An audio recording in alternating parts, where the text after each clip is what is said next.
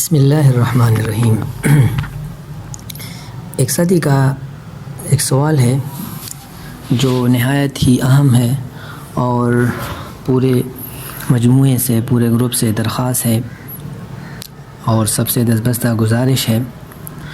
کہ اس کو سنیں اور بار بار سنیں اور جہاں کہیں سمجھ نہ آئے تو پوچھ لیں اور پورے یعنی جتنے متعلقین ہیں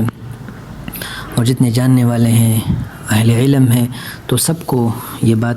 پہنچا دیں۔ سوال کی حقیقت یہ ہے کہ ہر دور میں مہدویت کے دعوے دار بہت زیادہ ہوتے ہیں اور ہر زمانے میں امام مہدی سے محبت رکھنے والے اور اس کی لشکر میں شامل ہونے والے یہ آرزو رکھتے ہیں کہ ان کی لشکر میں ہم شامل ہو جائے، لیکن مسئلہ یہ ہے کہ اس دور میں حق اور باطل کے درمیان تمیز مشکل ہے۔ تو ایسی کون سی علامت ہے جس کے ذریعے سے ہم یہ پہچان سکیں کہ مہدی حق کون ہے، مہدی حق کا لشکر کون سا ہے؟ تو اس بارے میں پہلے ایک حدیث سے شروع کرتے ہیں۔ حضرت عبداللہ بن مسعود رضی اللہ عنہ کی حدیث ہے جسے مستدرک میں امام حاکم رحمہ اللہ نے نقل کیا ہے اور علامہ ذہبی نے اس کو صحیح کہا ہے، موافقت کی ہے، امام حاکم نے صحیح کہا ہے اور علامہ ذہبی نے موافقت کی ہے۔ حدیث کا حاصل یہ ہے کہ عبداللہ مسعود رضی اللہ عنہ فرماتے ہیں کہ ہم ایک مرتبہ نبی کریم صلی اللہ علیہ وسلم کے ساتھ تشریف فرما بیٹھے تھے، آپ کے ساتھ چند یہ لوگ بھی تھے اور آپ کے چہرے اقدس پر خوشی کے آثار تھے، اور یہ سیرت کی کتاب میں مشہور ہے کہ جب نبی کریم صلی اللہ علیہ وسلم خوش ہوتے تو آپ کی خوشی اور کا اظہار آپ کے چہرے کی بشاشت سے اور ہوتا۔ تو آپ صلی اللہ علیہ وسلم کے سامنے سے یعنی بنو ہاشم کے چند جوان گزرے، تو ان کو دیکھ کے آپ صلی اللہ علیہ وسلم بہت زیادہ پریشان ہوئے اور آپ کے چہرے و اقدس کا رنگ فق زرد ہو گیا۔ تو ہم نے آپ کی پریشانی محسوس کی اور ہم نے پوچھا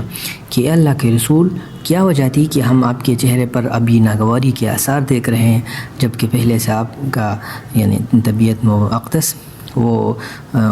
خوش و خرم تھا؟ تو آپ صلی اللہ علیہ وسلم نے فرمایا کہ ہم اور ہمارے اہل بیت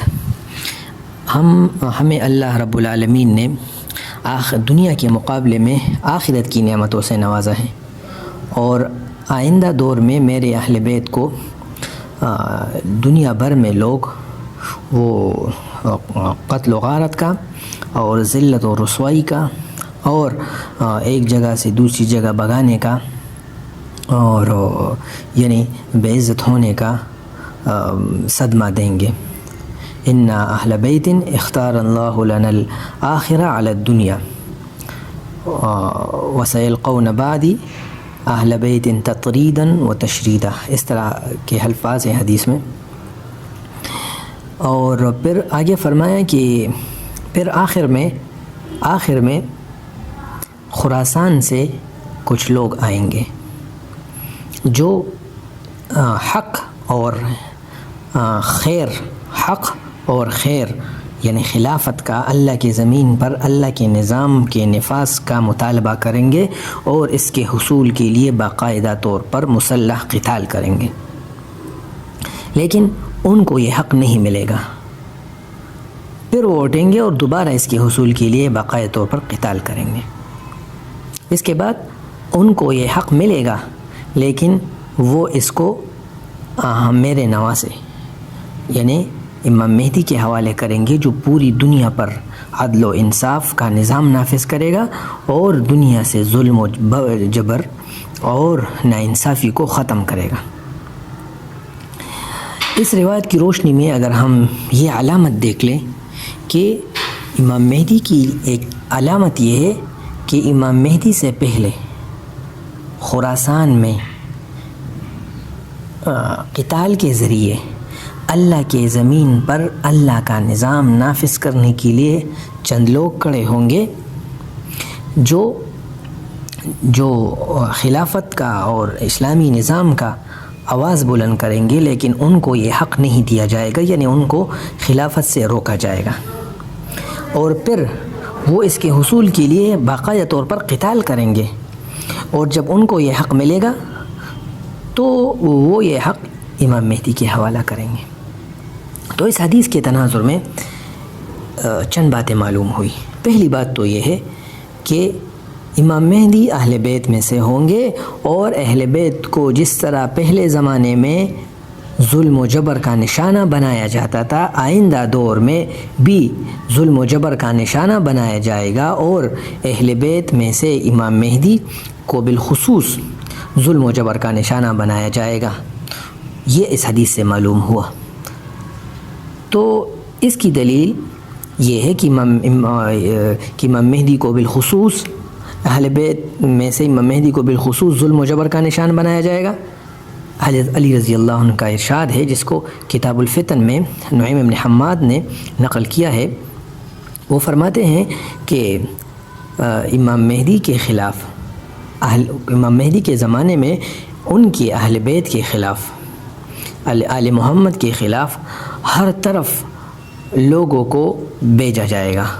اور جہاں کہیں بھی بنو ہاشم لوگوں کو ملے، چاہے مرد ہو یا عورت، سب کو وہ پکڑیں گے۔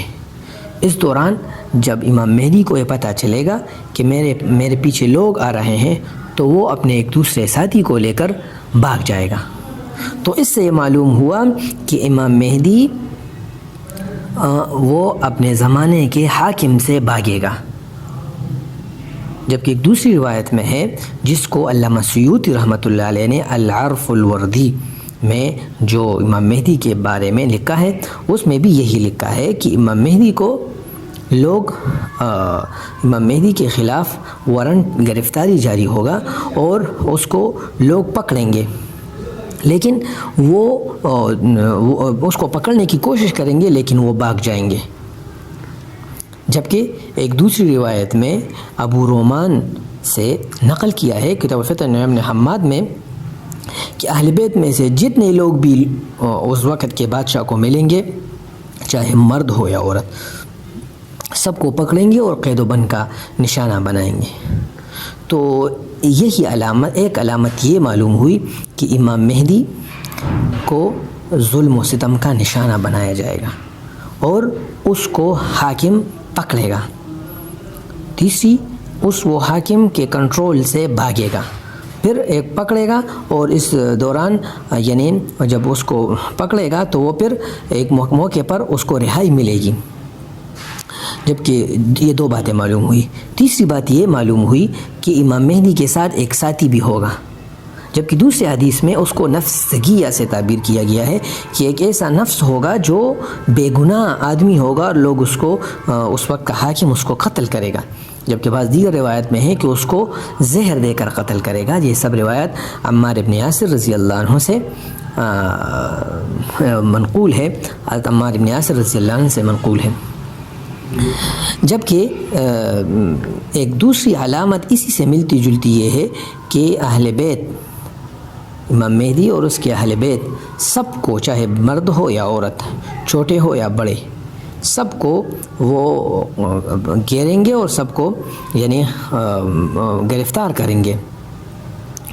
جبکہ ایک دوسری روایت میں ہے کہ امام باقر رحمۃ اللہ علیہ کی روایت میں ہے کہ امام مہدی وہ بھاگے گا، اور اس کا ایک ساتھی ہوگا، وہ بھی اس کے ساتھ بھاگے گا، لیکن وہ ساتھی بعد میں قتل ہوگا، اور اس دوران اہل بیت میں سے سب کو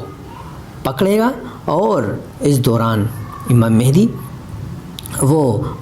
موقع پا کر ایک مرتبہ موقع پا کر جیل سے جائیں گے، ان کو یعنی رہائی ملے گی۔ اس طرح امام مہدی علیہ الرضوان یعنی ظالم بادشاہ کی گرفت سے یعنی نکلیں گے۔ تو میرے خیال میں ایک علامت امام مہدی کی یہ ہے کہ ان پر ظلم ہوگا، ان پر جبر ہوگا، ان ظالم بادشاہ اس کو پکڑیں گے، ان کے اہل بیت کو پکڑیں گے، وہ جیل سے نجات پائیں گے، اور پھر ان کا تذکرہ پوری دنیا میں عام ہوگا، اور اس کے بعد امام مہدی علیہ الرضوان وہ پوری دنیا میں ان کا تذکرہ عام ہوگا، تو جبریل امین جیسے کہ حدیث میں ہے کہ جب اللہ کس سے محبت کرتا ہے، جو جبریل سے کہتا ہے کہ میں اس سے محبت کرتا ہوں، آپ بھی اس سے محبت کریں، اس طرح یعنی پورے لوگ اس سے محبت کریں گے تو آسمانوں سے آواز آئے گی، لوگوں کے دلوں میں بھی اس سے محبت ہوگی۔ اور ایک علامت یہ ہے، یہ ایک ایسی علامت ہے کہ اس کا ملنا بہت مشکل ہے، یہ اس کو کوئی تصنع سے نہیں کر سکتا کہ کوئی کسی آدمی کے گھر کے 50 60 70 80 کے قریب افراد وہ جیل میں جائے اور پھر یعنی ان کو رہائی ملے اور پھر اس کے بعد اس کا شہرہ عام ہو جائے، اس کی شہرت عام ہو جائے، یہ علامت یہ مشکل سے ملتی ہے۔ تو ایک علامت یہ ہے۔ دوسری علامت جو احادیث میں مذکور ہے کہ امام مہدی وہ یمن کے ہوں گے، مکہ آئیں گے، ان کے باپ دادا مکہ آئیں گے اور مکہ سے پھر ان کو جلا وطن کیا جائے گا جب ان کی عمر 18 سال کی ہوگی، اور پھر 33 سال کی عمر میں وہ ان کا یعنی وہ دین کی محنت شروع کریں گے،